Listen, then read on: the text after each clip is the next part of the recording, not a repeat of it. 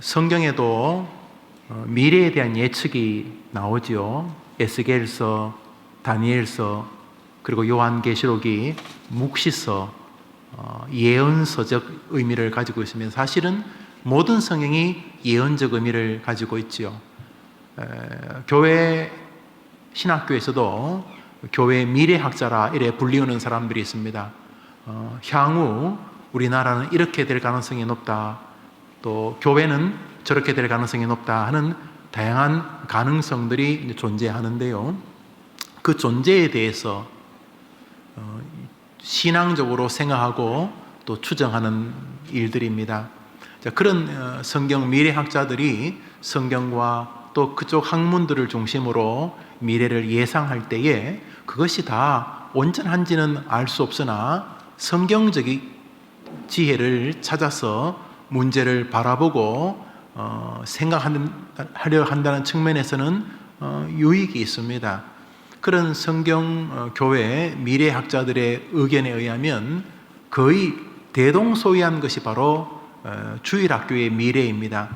다른 나라 주일학교들 가운데 발전하는 곳은 아프리카와 동남아권 그리고 중국입니다. 계속 핍박하지만 이 아프리카권과 동남아의 소수의 나라들과 중국에서는 교회가 번성하고 있습니다. 전체적으로 전 세계 기독교인 수가 줄어들진 않습니다. 왜냐하면 좀 이렇게 부유한 선진국에서 교회에서 빠져나가는 인구들만큼 아프리카 쪽이나 중국에서 굉장히 많은 사람들이 교회로 몰려들기 때문입니다. 그러나 교인의 수가 줄어드는 것은 슬픈 일이죠. 그런 나라들은 그 중에 하나가 대한민국입니다. 학자들마다 좀 다르긴 합니다만 현재 대한민국의 기독교인 수는 800만 정도로 추정을 합니다. 자신이 하나님을 믿는다고 말하는 사람들, 그 중에 약 100만에서 150만은 이단일 것으로 추정이 되어집니다. 이단이 자기를 불교라고 쓰진 않으니까요. 그렇다면 현재 주일날 교회에 나오는 사람들의 수는 650만 혹은 700만 정도로 추정을 합니다. 그 중에 약 10% 남짓이 다음 세대라고 불리는 영유아, 유치, 청소년으로 보여집니다. 박하게 보시는 분들은 50만 명이 안 될 것이다. 좀 넉넉하게 보시는 분도 7, 80만 명이 안 될 것이다. 조금 약간 차이가 있습니다만 한국교회 주일학교가 한때 250만, 300만이 되었는데 지금 3분의 1 정도가 되었다는 이야기입니다. 불과 몇 년 만에. 그런데 여기에선 조금 차이가 있어도 향후 7년에서 10년 사이에 이 수가 절반 이하로 심지어는 10분의 1까지 떨어진다는 주일학교의 쇠락에 대한 예상은 거의 모든 미래학자들의 의견에 동일합니다. 주변을 보십시오. 어른들은 아이들보다 훨씬 더 끝까지 신앙을 지키려 하지만은 청소년들, 청년들, 특별히 어린 아이들이 교회에서 줄어들고 있습니다. 감사하게도 우리 해림교회는 하나님이 은혜를 베푸셔서 그리고 신실한 그 부모들로 인해서, 조부모님들로 인해서 주일학교가 번성하고 있으니 이것은 너무도 놀라운 기적이고 하나님이 우리 교회를 긍휼히 여기시며 우리 교회가 초국 교회의 미래의 부흥에 그루터기가 되기를 바라시는 것이라 생각이 들게 합니다. 지난주에 이 본문과 이 제목으로 우리는 주일학교는 교사에게 달렸다는 설교를 같이 들었습니다. 한번 따라 해볼까요? 오직 교사가 주일학교의 전부입니다. 여러 가지 효율적인 일들이 있습니다. 공간이 좀 더 넓고 이렇게 일명 분방 공부라고 할까요? 이렇게 서로 분리되어서 할 만한 그런 스페이스가 있고 또 아이들을 위해서 운행할 만한 차량이 수십 대가 있고 또 교회가 넉넉한 재정을 투자해서 아이들이 교회에 오면은 자기 집에서 잘 가지기 어려운 학용품이나 장난감을 가질 수 있도록 교회가 돕고 또 봄에는 여름에는 가을에는 겨울에는 철따라 놀러를 다니고 하여튼 간에 아이들이 좋아할 만한 일들을 하고 또 교육 환경도 좋아할 만한 일들을 배려하고 만든다 할지라도 모두는 다 알고 있습니다. 그렇게 해서 한 아이의 영적 생을 되돌릴 수 없다는 것을. 그러면 앞으로 주일학교는 어떻게 달렸는가? 그것은 첫째로 설교입니다. 분만 공부와 같은 것입니다. 담임 목사든 교역자든 선생님이 온 힘을 다 기울이는 것 같은 분만 공부, 바로 설교를 아이들이 듣게 하는 것입니다.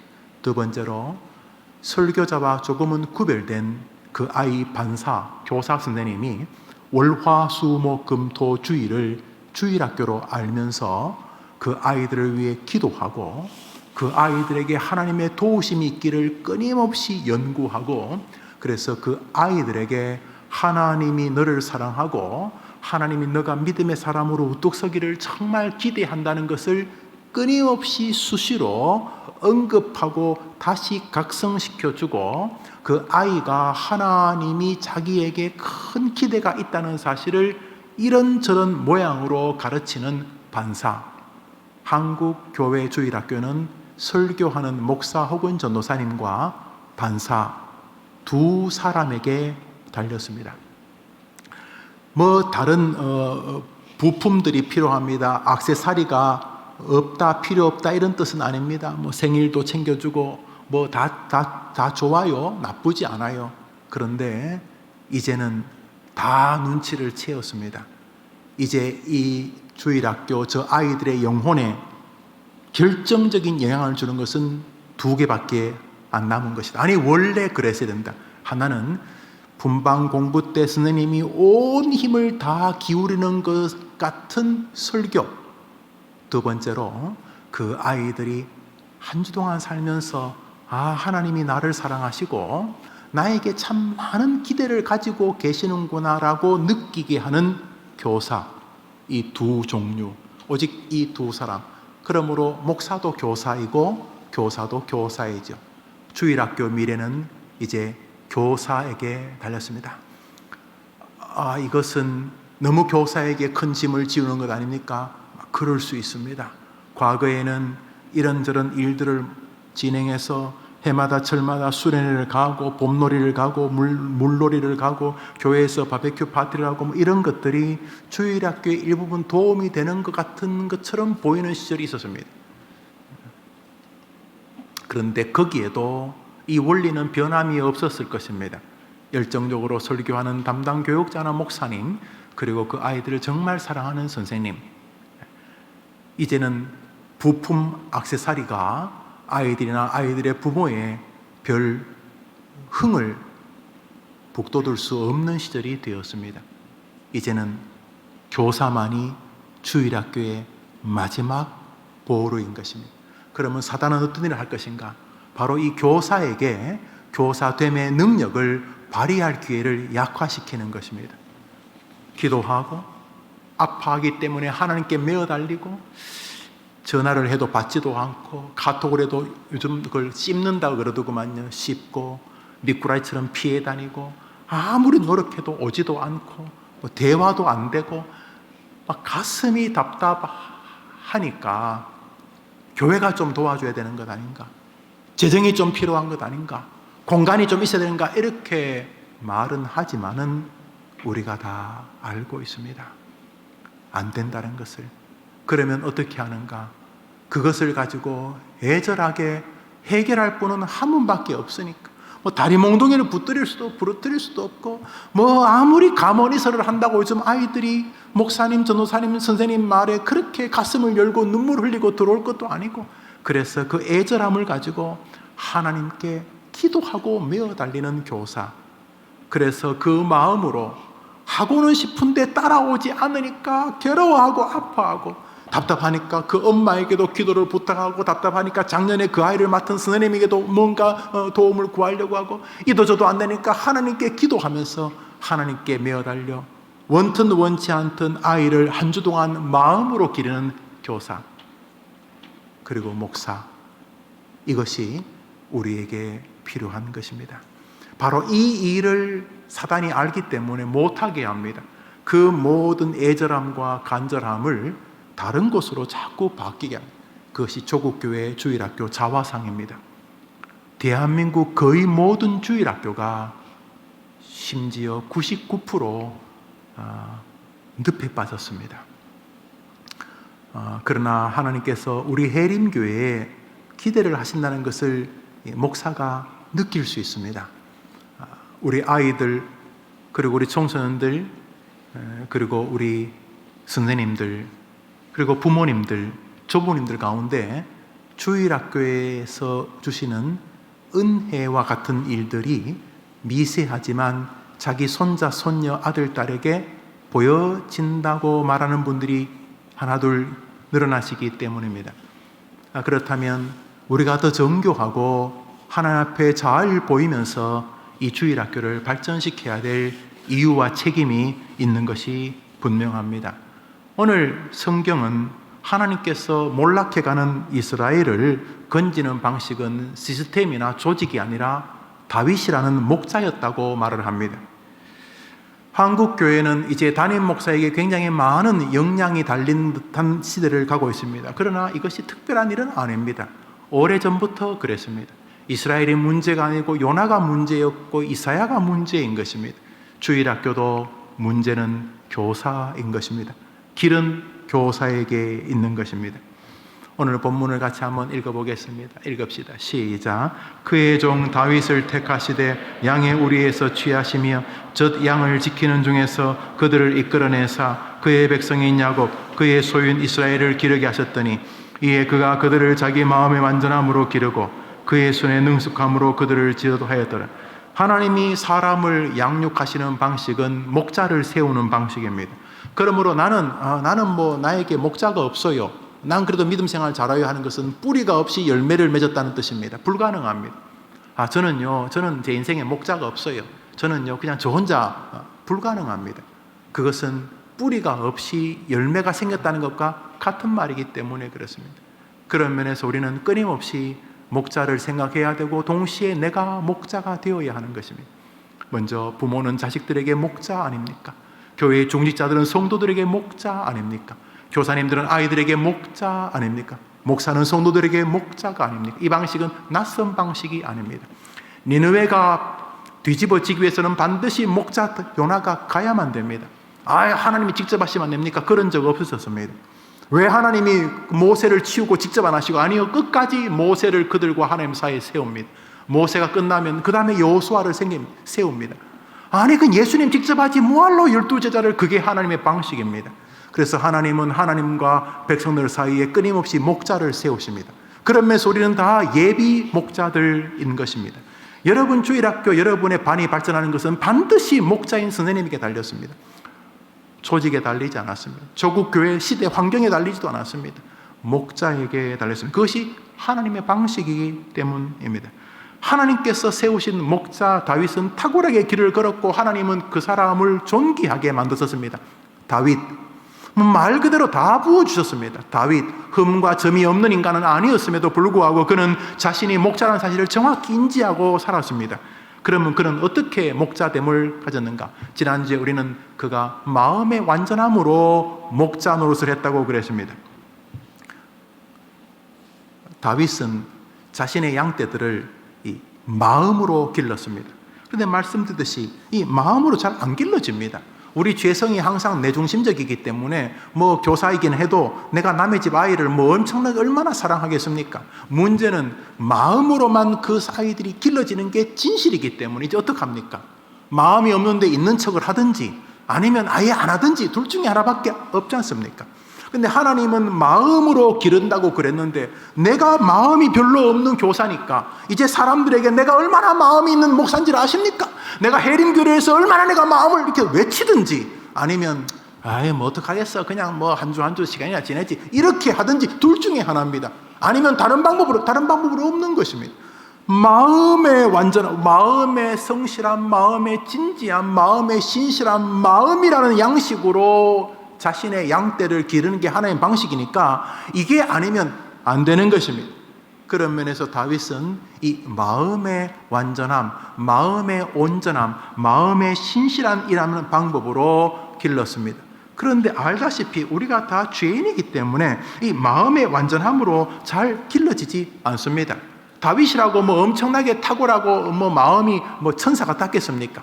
그러다 보니 다윗도 끊임없이 하나님께 매어 달렸습니다. 그래서 다윗의 시편이라고 부르는 것입니다. 시편 대부분이 다윗입니다. 다윗의 저작으로 알려진 70여 편과 다윗이 저작인 것으로 보여지는 한 30편에서 최소한 100편은 다윗의 시로 거의 모든 학자들이 동의를 합니다. 다윗의 시편이 뭡니까? 기도문입니다. 왜 이래 기도문이 많습니까?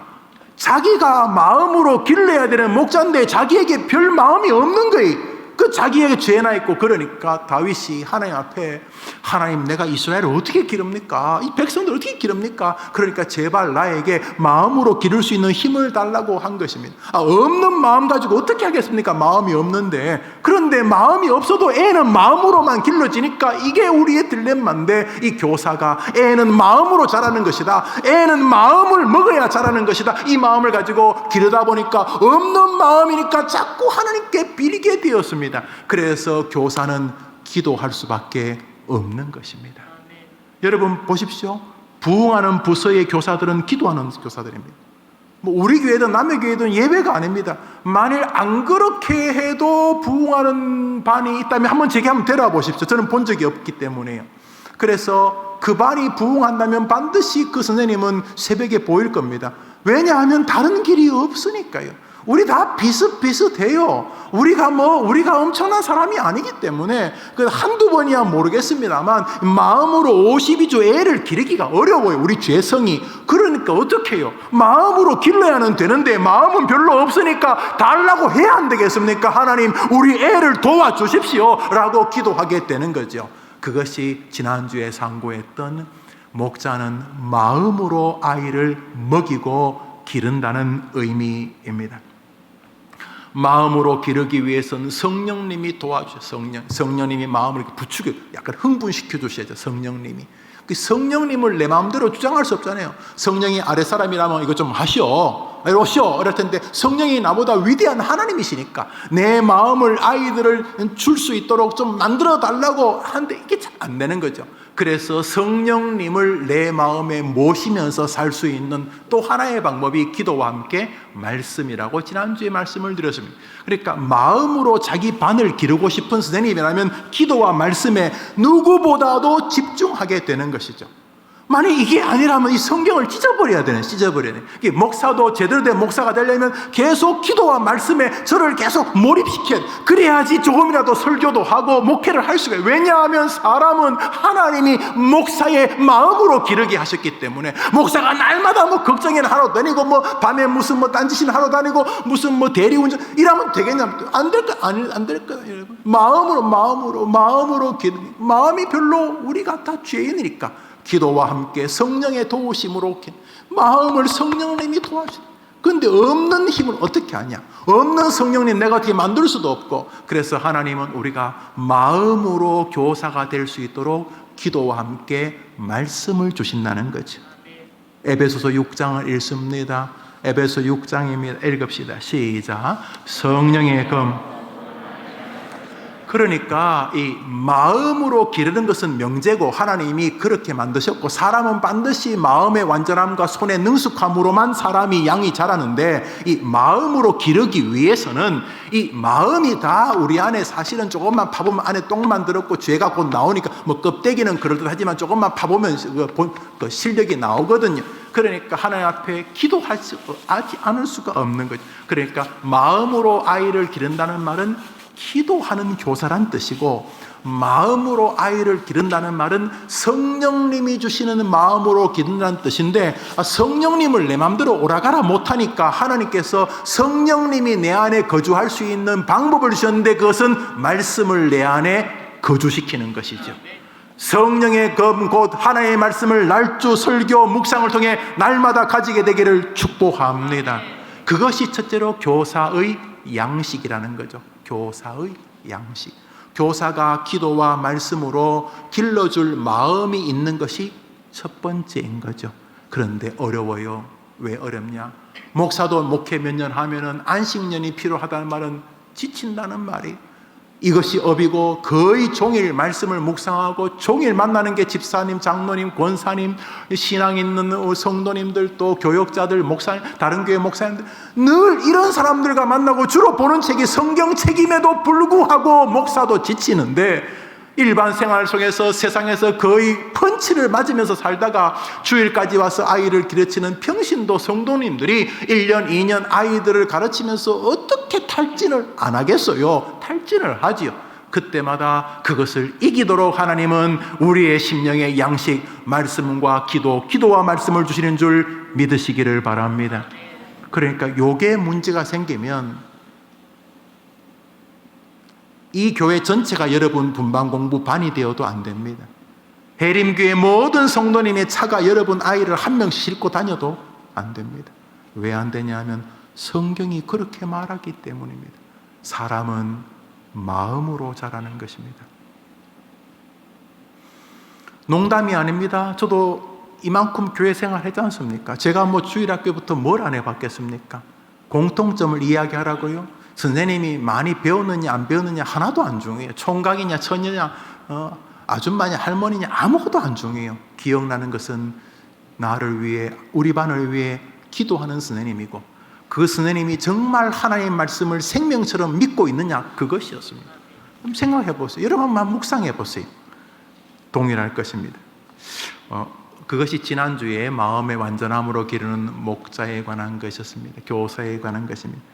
두 번째로 생각할 것은 한번 따라합시다. 하나님은 양떼들을 마음과 함께 손의 능숙함으로 지도하게 하셨다.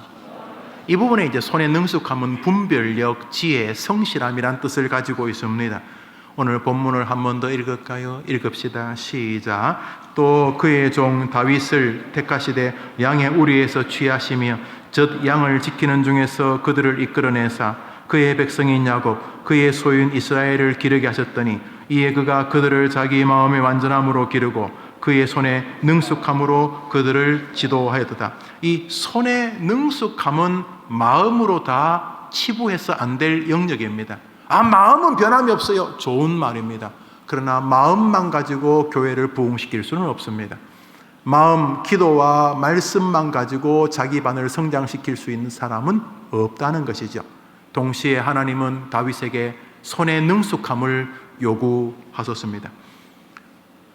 세월이 변했습니다. 옛날처럼 아이들에게 말했다가는 안 듣습니다. 심지어 쌍욕을 들을 수도 있습니다. 과거에는 나이가 일부분 서열을 제공해 줬는데 이제는 나이가 아이들에게 그렇게 중요한 존중의 기준이 아닌 것을 여러분이 느끼실 것입니다. 삶 전체가 달라진 세상입니다.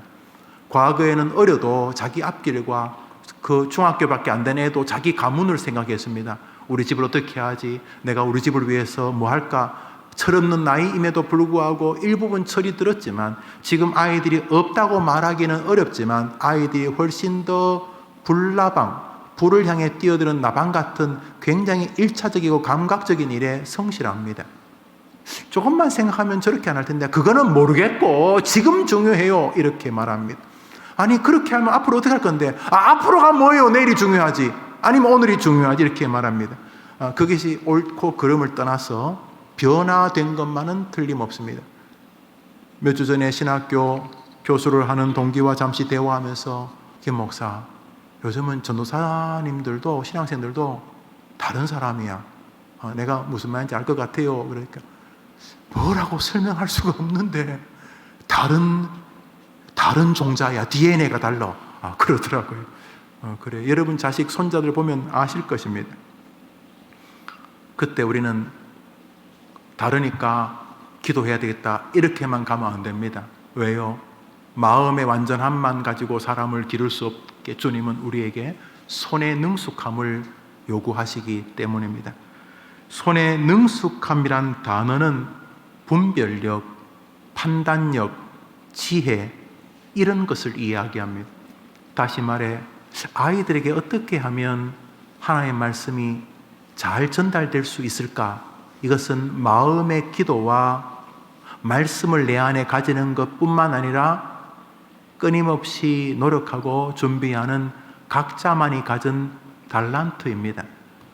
김 선생님과 박 선생님은 살아온 삶의 궤적이 다르기 때문에 김 선생님이 하는 방식이 입안에도 통용될 가능성은 특별한 경우가 아니면 없습니다. 사람이 같을 수가 없으니까요.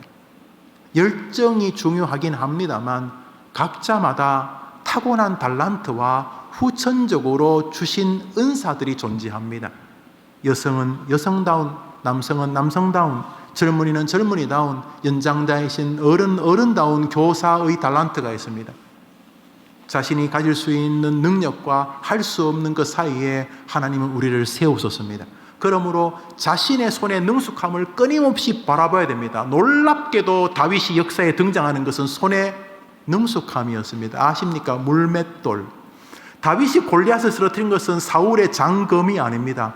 사울의 칼은 엄청나지요. 임금 칼이니까 몇 번이나 담금질을 했을 것이고 보검 중에 보검 아니겠습니까? 그런데 사울에게는 그게 보검이지만 다윗은 들 수도 없었습니다. 남의 방식이 절대로 내 방식이 될 수가 없기 때문입니다. 다윗이 골리앗을 쓰러뜨린 것은 평소에 자기 양들을 괴롭히는 독수리, 매, 까마귀를 잡기 위해서 쓰던 새총이었습니다. 물맷돌 그러면 새총 생각하시면 됩니다. 새총. 저는 새총 때문에 눈을 이렇게 뭡니까? 이렇게 눈알이 욕 아니죠?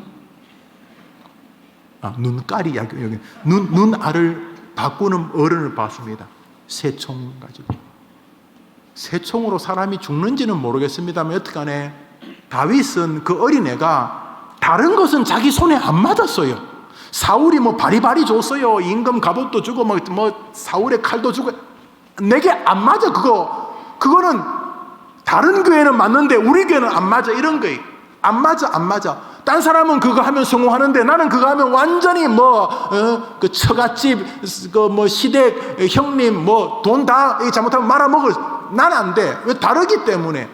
사울은 그 칼 가지고 1000명을 죽였어. 사울은 천천히. 다윗은 안 돼. 다윗은 칼을 들지도 못해요. 그러므로 사람은 손의 능숙함이 무엇인지를 고민해야 돼. 하나님과 아이들 사이에서 손의 능숙함이 무엇인지를 봐야 돼. 이것은 정답이 없어요. 그래서 해림교회 교육기획원을 다시 복원합니다. 있었는데 코로나 때문에 모이는 게 죄여서 못했지만 다시 교육기원에서 다양한 칼, 검, 몰맷돌을 제공할 겁니다. 그러나 거의가 쓸모없을 거예요.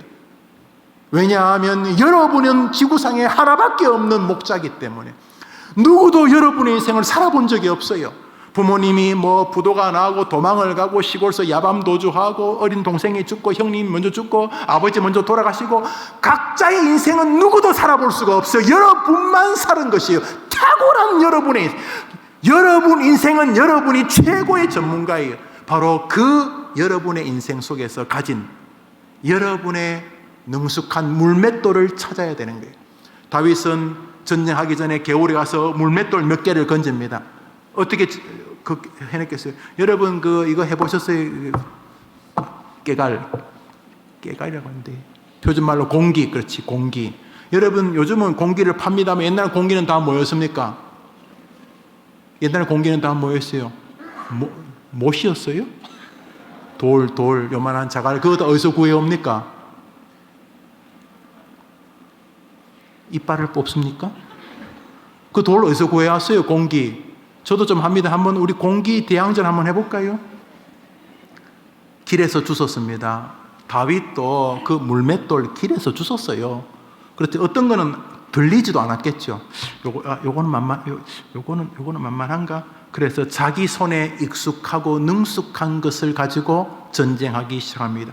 어떤 선생님은 다른 선생님이 아무리 봐도 못해요. 나는 물맷돌을 본 적도 없으니까. 그렇지만 이 선생님은 물맷돌을 가지고 꽁도 잡고 토끼도 잡고 심지어 노루도 잡습니다. 손에 능숙함이 있습니다. 여러분만의 능숙함이 있습니다. 어떤 선생님은 아이가 힘들면 부부 자기 집에 불러서 같이 밥 먹이고 라면 끓여 먹이면서 같이 있다가 울어요. 그런데 그 라면 한 그릇이 아이가 목사 설교 10년 들은 것보다 더 탁월한 설교가 되어질 수 있어요. 직접 제가 우리 교회에서 들었어요. 사람마다 손에 능숙함을 주시는 거죠. 그러나 그것은 개발해야 될 책임이 있다는 것이 이미 본문 안에 담겨져 있습니다. 손의 능숙함을 뜻하는 타분이라고 하는 이 원어는 분별력, 지혜를 말하는 것입니다. 말씀과 기도가 중요합니다. 그게 기초니까요. 그 말씀과 기도로 아이를 향한 뜨거운 사랑이 생기고 자신의 사명이 생기고 내가 올 1년 내가 오늘 교사하다가 어느 날 갑자기 10월달쯤에 하나님이 불러도 야, 내 교사는 참 내가 내 나름대로 최선을 다했다. 하나님 다른 건 몰라도 내가 아이들을 위해서 내 마음을 기도를 말씀을 붙잡고 있었던 것은 주님 알아주셔야 됩니다 라고 할 만큼 교사로서의 마음은 너무 중요한 것이죠. 동시에 손의 능숙함은 설명할 필요가 없는 것입니다. 기본적인 손의 능숙함을 2, 3분 이야기하고 오늘 설교를 마치고 우리 교육자들 또 선생님들이 추천하신 우리 한 분 선생님의 자기 반에 대한 이렇게 운영 방법을 한 몇 분 듣도록 하겠습니다. 뭐 훌륭한 선생님이 많으신데 다 할 수 없으니까 한 분만 이번에는 아동부에서 하고 다음에는 청소년부, 유치부에서 하도록 그렇게 하겠습니다. 손의 능숙함은 정답이 존재하지 않습니다.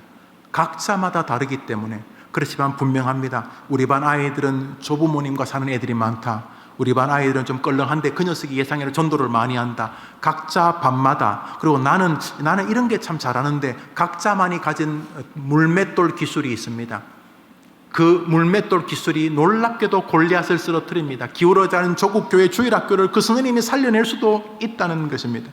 다분, 지혜와 분별력이라고 말했죠. 능숙함, 손의 능숙함. 그래서 매주일 아이들 앞에 섰을 때 말씀과 기도가 마음을 채울 뿐만 아니라 지혜가 필요합니다. 우리 반을 어떻게 인도하면 아이들이 좋아할까?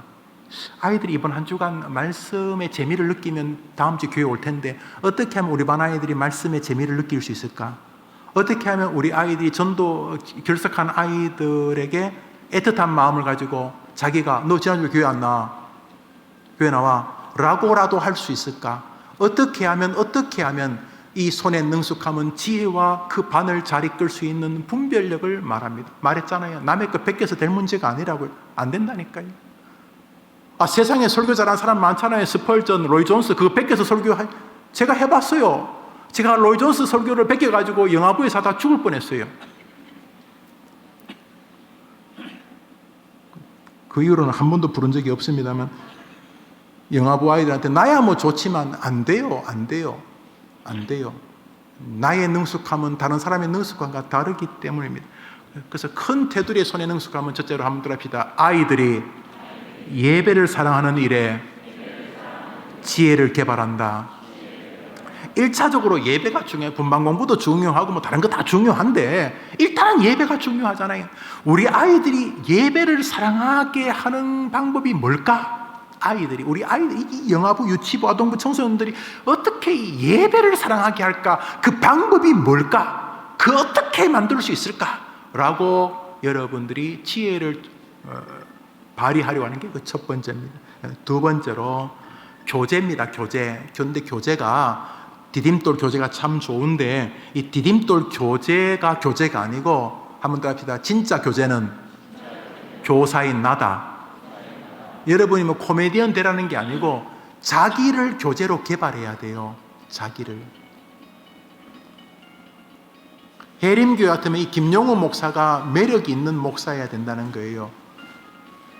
아이고 목사님 안타깝습니다. 목사님은 날 때부터 그게 불가능합니다. 이렇게 생각하시겠지만 그게 매력이란 게 뭐 외모 이런 게 아니라 그 정서, 그 생각, 그 삶 이런 것을 말하는 거죠.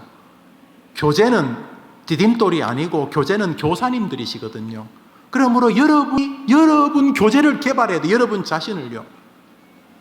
약속을 조심스럽게 하고 한 것은 끊임없이 지키고 하여튼 간에 아이들이 다음 주에 왔을 때 선생님이 훌륭한 교재로 지난주보다 더 자기들에게 재롱이라도 떠는데 뭔가 달라진 교재가 느껴져야 그게 바로 손의 능숙함이라는 것입니다. 이것은 마음의 기도와 말씀과는 또 다른 세계예요. 그런데 극단화되죠. 말씀과 기도는 안 하고 끊임없이 뭔가 이상을 개발하려고 그래요. 그거 99.9% 자기가 지칩니다. 저도 해봤어요. 저 많이 보잖아요. 지금도 목회자들하고 일주일에 한 번씩 만나서 그거 같이 고민을 해요. 다 이렇게 외국서 그런 박사학위를 받은 분들인데 대화해보면 똑같아요. 다 똑같아요. 교재는 교사이기 때문이에요. 마지막으로 한번 더 합시다. 나의 반은 다른 반이 아니다. 여러분 반은 다른 반이 아니에요. 왜냐하면 여러분의 아이 그 반이 3명이든 10명이든 20명이든 간에 여러분 반 아이는 지구상에 하나밖에 없는 걔네들로 이루어진 반이에요. 저 반 아이들과 우리 반 아이는 영원히 같을 수가 없어요. 그러므로 우리 반은 우리 반인 거예요.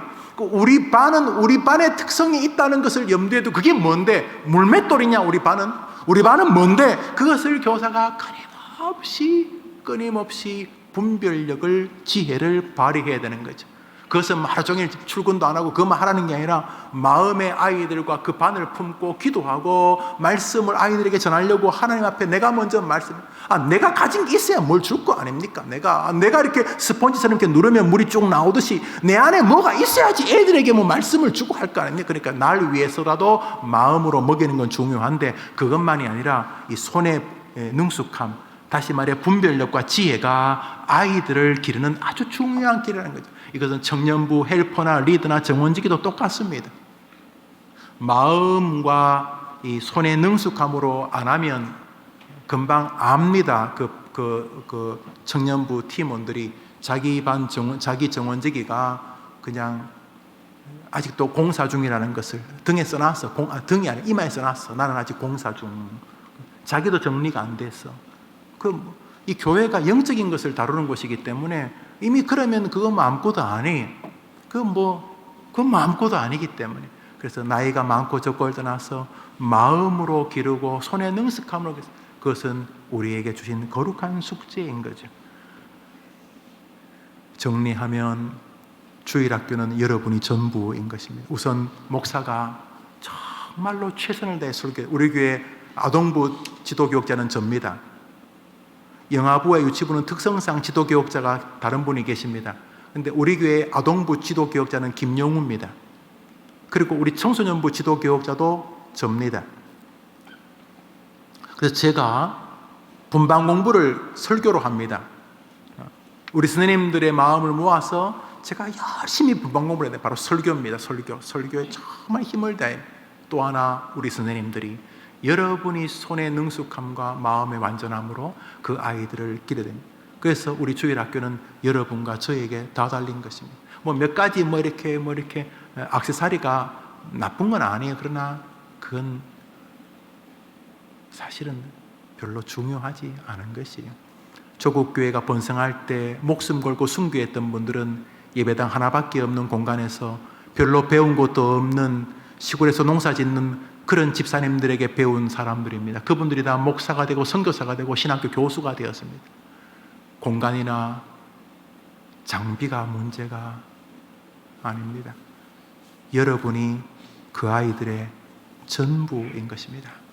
마음의 완전함과 손의 능숙함이 늘 마음에 있을 때 여러분들은 아동부, 청소년부에 별 관심이 없을 거예요. 여러분은 여러분 반에만 관심을, 그게 주일학교로 살리는 길입니다. 이 말은 유니티, 서로 이렇게 펠로십과 교제를 하지 말라는 게 아니에요. 해야 되죠. 그렇지만 모든 관심은 오직 여러분 반에만 있어야 합니다. 여러분이 여러분 반의 담임 목사님이시기 때문에, 여러분이 여러분 반의 여러분 목장의 목자이시기 때문에, 그래서 교회 왔을 때 여러분 반이 그리스도 안에서 그 담당 선생님과 뜨거운 사랑을 나누는 것이, 그것이 여러분 부서를 돕는 것이고, 아니 교회를 돕는, 아니 대한민국 주일학교를 돕는 것입니다. 그래서 여러분 다른 일에 좀 관심을 많이 좀 끊으세요. 다른 일에, 주일학교 다른 일. 그래서 주일학교에 내년에는 디렉터라는 분들이 와서 여러분들이 하는 일을 좀 도울 거예요. 이유는 하나입니다.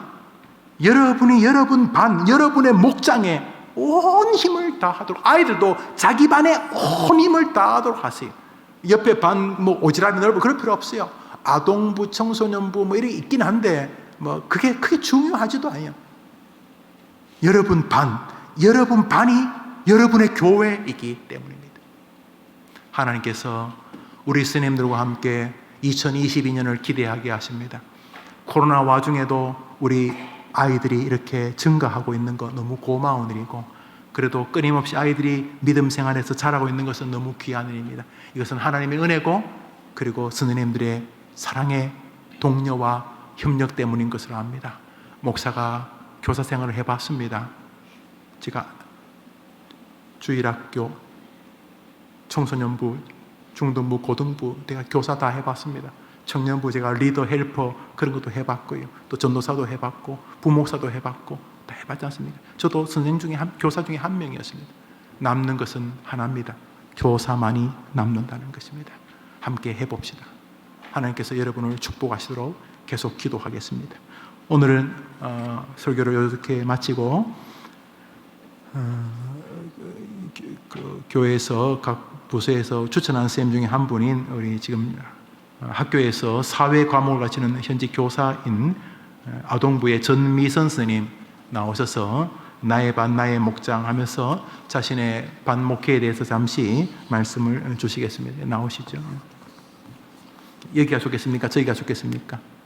예, 거기서 하시죠. 예, 그러면 우리 한번 박수 한번 할까요? 박수하겠습니다. 예, 화면을 보여주시죠. 안녕하세요. 아동부 교사 전미선입니다. 저에게 올 한 해는 너무나 감사했던 한 해였습니다.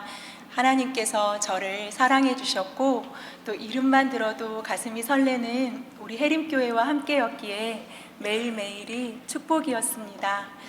특별히 작년 이맘때 소망 한 달을 했었는데요. 그때 오직 말씀, 오직 어린이라는 우리 교회의 표어가 저의 소망이 되었습니다. 그러면서 교사로 헌신할 마음을 주셨고 또 신임 교사인데도 한 반을 맡겨주셔서 올해 저는 아동부 반사로 1년을 달려오게 되었습니다. 저를 반사로 써주시고 저희 반 아이들에게 믿음을 더해주신 하나님께 감사드리고 이 시간 그 은혜를 성도님들과 나누고자 합니다. 지난 1월 24일에 저희 반 아이들과 첫 예배를 드렸습니다. 홍가은, 천유나 두 아이랑 예배를 드렸는데요. 가은이는 천우 해림교회로 곧 파송이 되었습니다. 그래서 유나와 함께 반을 시작하면서 유나를 저희 반 반장으로 임명하고 이렇게 임명장을 만들어서 걸어주었는데요. 유나가 너무너무 좋아했고 이 임명장이 해질 때까지 자랑스럽게 걸고 다녔습니다. 그리고 지금 유나는 우리 해림교회를 너무나 사랑하는 일꾼 아동이 되어 있습니다. 저희 반에 귀한 일꾼을 세워주신 하나님께 감사드립니다. 그런데 당시 저희 반 재적 인원은 총 14명이었고 대부분의 아이들이 1년이 넘게 교회를 오지 못하고 있는 상황이었습니다. 교회 와서 예배를 드려야 믿음이 생기는데 아이들이 교회를 못 온다는 것이 너무 마음이 아팠습니다. 그래서 기도했습니다. 하나님, 아이들의 예배를 회복시켜 주시고 지금 제가 무엇을 해야 할지 잘 모르겠는데 반목회의 길을 열어주세요. 매일 새벽기도, 성소기도 때 얼굴도 모르는 아이들의 이름을 부르면서 참 많이 울었던 것 같습니다. 그런데 지금 생각해 보니까요, 그 눈물이 교사인 저에게 주신 최고의 은혜고 능력이었습니다. 실제로 하나님께서 저의 기도에 응답을 해주셨는데 그 응답은 매주일 설교 말씀이었습니다. 아이들이랑 설교 말씀을 이렇게 듣고 있으면 이번 주에 교사인 저는 무엇을 해야 하고 아이들은 뭘 해야 되는지 반목회의 길이 보였습니다. 그래서 이 말씀만 잘 전하면 말씀이 일하시겠구나. 할 수 있는 모든 것을 다 동원해서 주일 말씀을 지키게 하자라고 반목회 목표를 세웠습니다. 그리고 제일 먼저 했던 것이 반 소식지를 발행하는 일이었습니다. 첫 예배 때인 것 같은데요. 담임 목사님께서 설교 중에 선생님들은 이 설교를 잘 정리해서 아이들에게 전해주시기 바랍니다 라고 당부를 하셨습니다. 그래서 그때부터 아이들이 주중에도 말씀을 잘 기억할 수 있도록 주일 말씀과 광고를 담은 반 소식지를 매주 아이들과 부모님들께 발송을 하였습니다. 하나의 소식지를 만드는 데는 2, 3일 정도가 걸렸습니다. 그래서 보통은 매주 목요일에 발송을 하였는데요. 단순히 한번 읽어보세요 라는 식으로 전하지 않았고 이것을 전달하면서 아이들 한 명 한 명, 부모님 한 분 한 분 그 상황에 맞는 장문의 문자를 드렸습니다. 그러다 보니 전달하는 과정에서 자연스럽게 한 주의 모든 신방이 이루어졌습니다. 아이들과도 말씀 안에서 대화할 수 있었고 부모님들과도 신앙적인 교제를 나눌 수 있었습니다. 감사하게도 부모님들께서 이 소식지의 말씀과 광고를 잘 순종할 수 있도록 가정에서 아이들을 참 많이 도와주셨습니다. 이 자리를 빌어서 저희 반의 진짜 반사이신 모든 부모님들께 감사를 드립니다. 또 하나는 날주입니다. 지난 3월에 날주와 해림 가족들이라는 제목으로 설교를 해주시면서 아동부 아이들에게도 날주를 강조해 주셨습니다. 그래서 아이들에게 날주표와 날주책을 만들어 주었습니다.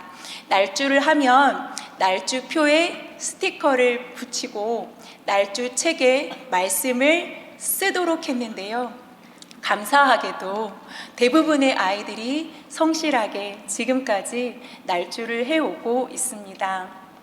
날주책에 적힌 이 말씀들이 날주책뿐만 아니라 우리 아이들의 심령에도 새겨져서 세상을 이기는 믿음으로 자리 잡기를 간절히 소망합니다. 그리고 얼마 전에는 말씀 언 사람인이라는 제목으로 설교를 해주시면서 그 끝에 이제는 아동부도 매일 한 장씩, 성경을 한 장씩은 읽게 되기를 바랍니다 라고 기도를 해주셨습니다. 그래서 저희 반은 이번 12월에 날주에 해당하는 복음서를 한 장씩 묵상하고 있습니다. 제가 지난주에 이번 50주년 필사 성경에서 나는 몇 장을 쓰면 좋을까요? 라고 아이들한테 물었었는데 현서라는 친구가 손을 번쩍 들더니 누가복음 23장이요. 저 십자가 말씀 쓸 거예요. 라고 하면서 다른 사람이 먼저 적을까봐 막 달려가더라고요. 이번 복음서 묵상을 통해서 아이들이 예수님을 만나고 있다는 것을 느낄 수 있었습니다. 그리고 말씀과 가까워질 수 있다면 뭐든 하자라는 생각에 이번 노예 성경고사도 우리 반 다 나가자고 했습니다. 그래서 이렇게 기출문제집을 만들어주고 매주 숙제를 확인해 주었는데요. 안타깝게도 저희 반에는 수상자가 없었지만 그래도 아이들이 말씀과 가까워진 것 같아서 참 감사했습니다. 올해 반목회를 하면서 가장 감사했던 순간을 하나 꼽는다면 얼마 전 설교는 왜 하는가? 라는 제목의 설교가 끝난 직후의 본과 시간입니다. 제가 그날 너무 은혜를 받아서 본과를 시작하자마자 여러분 오늘 말씀 너무 좋지 않았나요? 라고 흥분해서 물었었는데 그날 함께한 모든 아이들이 한 목소리로 네, 너무 좋았어요! 라고 대답을 했습니다. 그리고 그날 공과 기도를 한 친구가 담임 목사님과 설교를 위해서 간절히 기도하더라고요. 그걸 듣고 눈물이 왈칵 났습니다. 말씀을 사랑하는 자가 복이 있다고 하셨는데 저희 반 아이들에게 말씀을 사랑하는 이 세상 최고의 축복을 주신 하나님께 감사드립니다. 그리고 반목회에서 말씀과 함께 중요했던 것이 바로 신방이었습니다. 저희 반 신방은 주일날 안녕 하고 헤어지는 그 순간부터 아이들이 또다시 보고 싶고 궁금했던 애틋한 마음에서 시작이 되었습니다. 먼저 교회 인근에 사는 아이들은 주중에 집 앞으로 학교 앞으로 가서 신방하였습니다. 이때 아이들에게 자주 선물을 주었는데요. 가급적 부모님들이 받으셨을 때도 민망하지 않도록 값지고 좋은 것으로 준비를 했습니다. 무엇보다 가장 좋은 신방은 언제나 해림교회로 데리고 오는 것이었습니다. 일단 교회로 오면 저절로 크게 애쓰지 않아도 신방이 되었습니다. 믿음 성전도 가고 카페도 가고 성소기도도 하면서 은혜를 나누었고 또 제가 토요일에는 매주 전도를 나갔었는데 아이들도 전도에 참여하게 해서 전도하면서 신방하기도 하였습니다. 또한 평일 예배나 새벽 기도에 오는 친구들은 크게 칭찬하며 상을 주었습니다. 찾아가는 신방도 중요하지만 아이가 교회에 왔을 때 그것을 한껏 칭찬하고 격려해 주는 것이 더 유익한 신방이라고 생각했기 때문입니다. 그리고 어떤 상황에서든 아이가 교회에 왔을 때 담임 선생님이 없는 순간은 없게 하자, 그것이 최고의 신방이다 라는 마음을 가지고 항상 교회를 지키고자 몸부림을 쳤습니다. 이 사진은 유나 어머니께서 보내주신 사진입니다. 유나는 한 번도 빠지지 않고 매달 특별 새벽 기도회에 오는 친구입니다. 그래서 올 때마다 편지와 선물을 주면서 기도를 해주었는데, 유나가 그 편지를 늘 보고 있다고 하시면서 보내주신 사진입니다. 너무나 감사했습니다. 코로나 상황 중에도 귀한 신방들을 풍성하게 이루어 주시고, 이 시간들을 통해서 저희 반이 서로 뜨겁게 사랑하도록 은혜를 주신 하나님께 감사드립니다. 이 밖에도 공과나 전도 때 주셨던 은혜들이 참 크지만 이제 간증을 마치려고 합니다. 저희 반은 해림교회 주일학교에 속해 있는 100개가 넘는 반들 중에 한 작은 반입니다. 인원이 가장 많은 반도 아니고 무언가 특별한 반도 아닙니다. 그런데 이런 반에 주시는 놀라운 은혜를 보면서 하나님께서 우리 해림의 다음 세대를 얼마나 사랑하시는지 느낄 수 있었습니다. 하나님께 감사드립니다. 그리고 이 사랑과 말씀이 있기에 해림교회 주일학교는 반드시 부흥하게 될 줄 믿습니다. 끝으로 귀한 아이들을 생명처럼 여겨주시고 늘 귀한 말씀을 전해주시는 담임 목사님, 그리고 제게 귀한 본이 되어주시는 여러 선생님, 그리고 소중한 아이들과 부모님들께 꼭 이 말씀을 드리고 싶었습니다. 감사합니다. 그리고 진심으로 사랑합니다. 이상으로 간증을 마치겠습니다.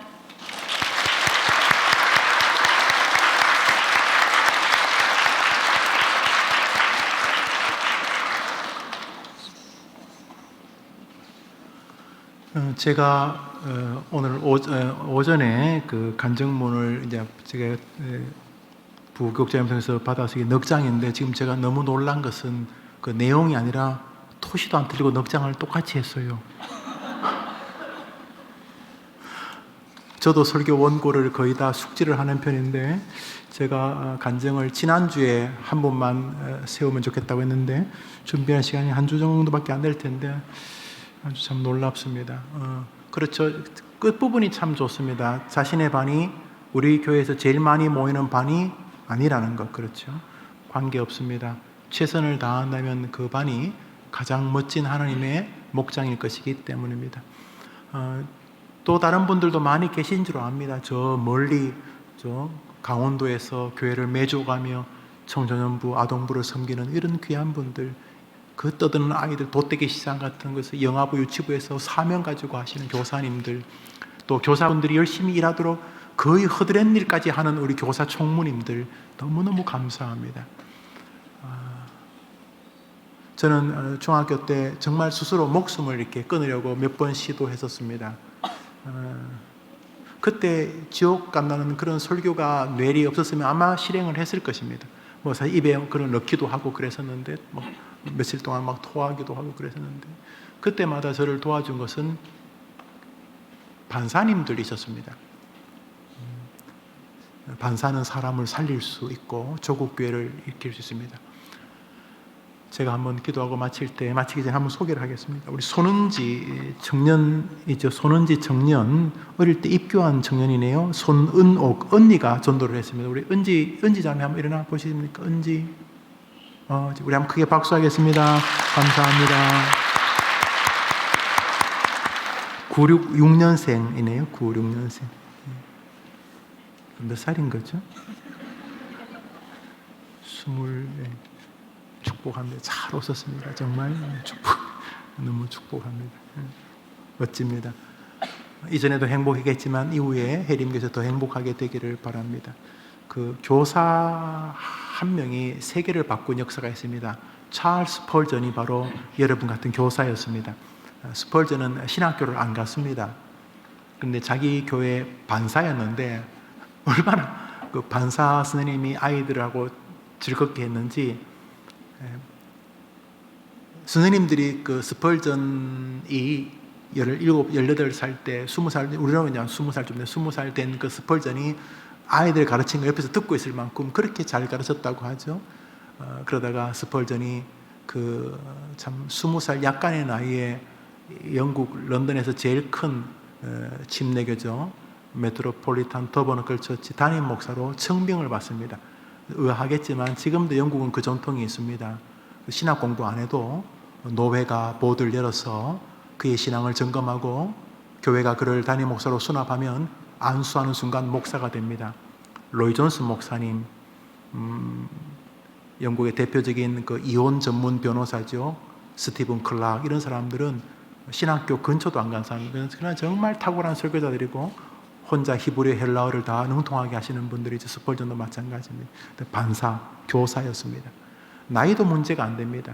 여기 계신 지선 실명을 그려주는 김경자 권사님 같은 분, 지금도 최선을 다하지만 저 우리 미사에 있을 때 교회 근처에 아이들이 살 때는 한 반이 40명, 50명 육박에 지금도 많이 모이시고, 근데 늘 하시죠.